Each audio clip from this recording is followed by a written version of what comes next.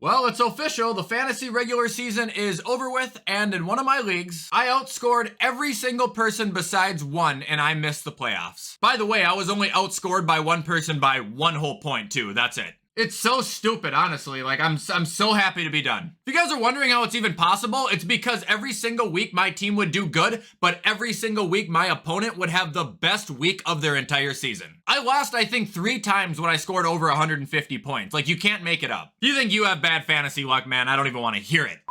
Anyway, what is going on, guys? Welcome back to another video, and welcome back to my Week 15 NFL predictions. We've only got about 4 of these left, including today, so it's really wrapping up in a hurry. Super quick, before we get into the video, I gotta run over the plugs. So 1, head over to gfuel.com, use code WyattzWorld, save yourself a discount on any G Fuel products. 2, if you're 18 years or older, you can head over to Prize Picks, the daily fantasy app, where code WyattzWorld will match up to $100 of your first deposit. And 3, if you guys are still trying to hook your parents up with some awesome, unique gifts for this holiday season, head over to the link in my bio. It will bring you to the ultimate Christmas gift guide of 2022. All right, enough jibber jabber. Let's get into the predictions.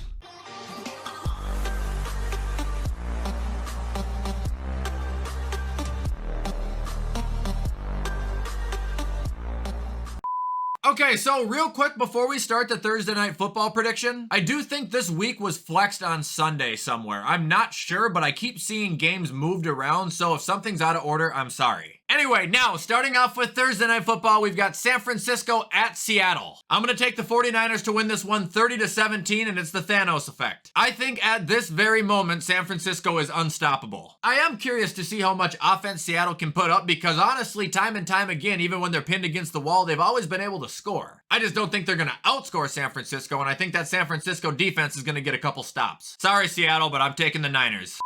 All right, moving on to the next game. It is our first Saturday game of 3 Saturday games, by the way. Indianapolis at Minnesota. I'm going to do it. I think the Colts are going to upset the Vikings 20-10. It just feels like a Philly game. It feels like a Dallas game. It feels like a game that the O-line is going to fold. Kirk is not going to have time, and Delvin's not going to be able to run. Now, it's at home, so I do believe the Vikings might be able to string together a touchdown at some point during the game, but I think it's going to be a painful, slow reality check, basically, for the entire state. I could be wrong. Minnesota could blow the Colts out of the water, and I hope I am wrong. But like a lot of recent weeks, man, there's just a sour feeling sitting in my gut. All right, moving on to the second Saturday game. It is the Ravens at the Browns. I'm going to take Baltimore this time, 23-14. I counted them out last week, and I paid the price. Baltimore's defense is playing good. Deshaun Watson looks bad. I think the Browns are going to continue to struggle, and I think they're going to continue to go farther down the drain. This should be a nice bounce-back win for Baltimore that'll put them right back in the race with Cincinnati for now. And now for the final Saturday game, it is Miami going into Buffalo.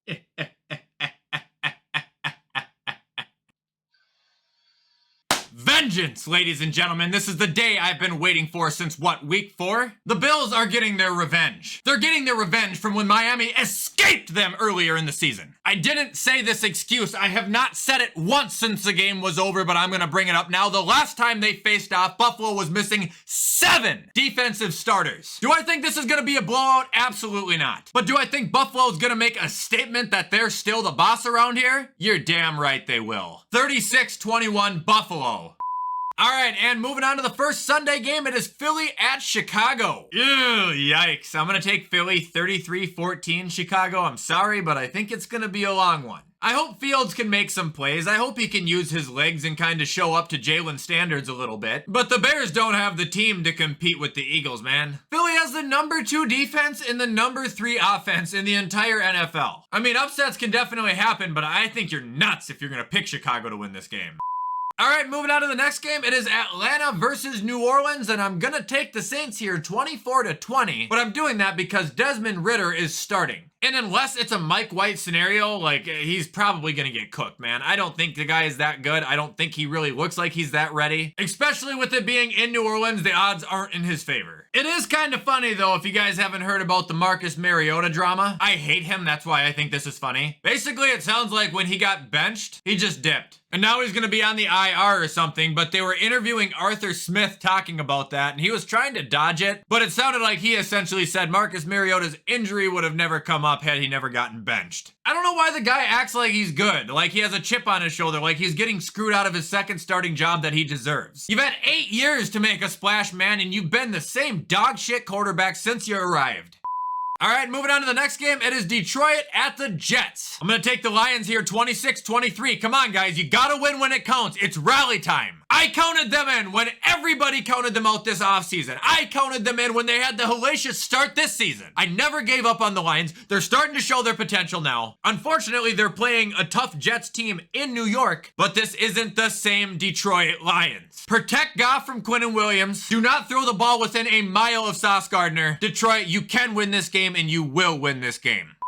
All right, moving on to the next game. It is Pittsburgh at Carolina, and this is an interesting game. Carolina wins this game. It is going to put Tampa Bay on the hot seat severely. Also, these two teams are just very similar. Both Pittsburgh and the Panthers have defenses with studs on them. Both their quarterbacks are pretty ass. Both their running backs are pretty ass. Realistically, this game could result in a tie, but I won't predict it. I'm going to predict Carolina to win 13-10 in a sluggish game that keeps Carolina's season alive for now. All right, moving on to the next game. It is Dallas at Jacksonville. I think Dallas is going to win this game, but it's going to be a good-ass game. It'll be like 28-21. 1, Jacksonville plays their best ball when they're at home, and 2, they're red hot right now. The Cowboys were caught off guard last week. I think they're going to get caught off guard again, but they're not going to slip and fall completely. They got too many playmakers. Trevor's not going to have the passing success like he had last week. It'll be competitive, but the better team is going to win here, and I think that's the Dallas Cowboys. Okay, next game we got is the Chiefs at Houston.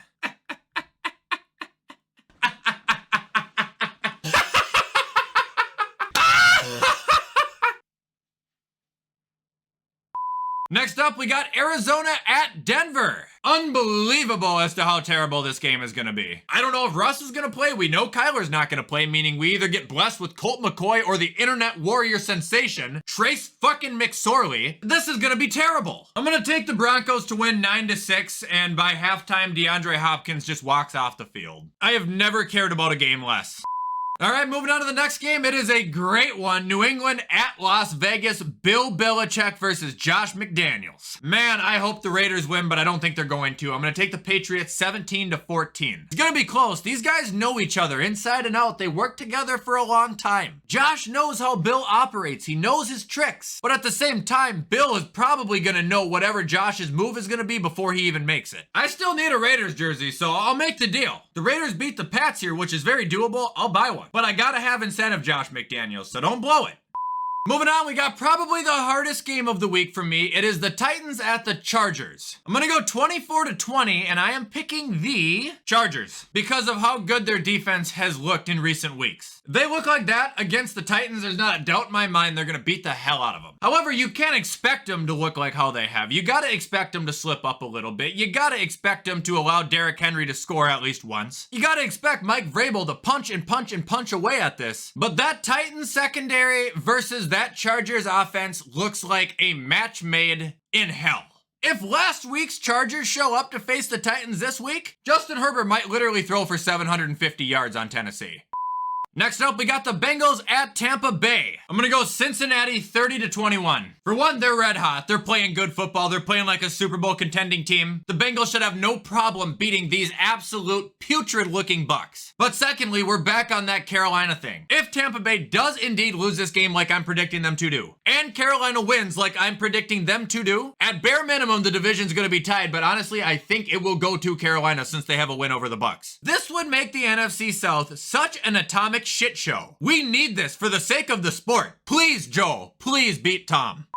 And moving on to Sunday night, we've got the Giants at Washington. I feel like they just played last week because I think they played literally 2 weeks ago. Anyway, I'm thinking a tie again. I'm kidding. Could you imagine if that happened? I got Washington winning 23-17. Sorry, New York, but their offense looks better. Their defense has been looking better. Their team as a whole has been looking better. I would like to somehow see either of these two teams in the playoffs, so I'm not going to be mad about the outcome here. But I think, low-key, I'm also pulling for Washington, just because I like that team.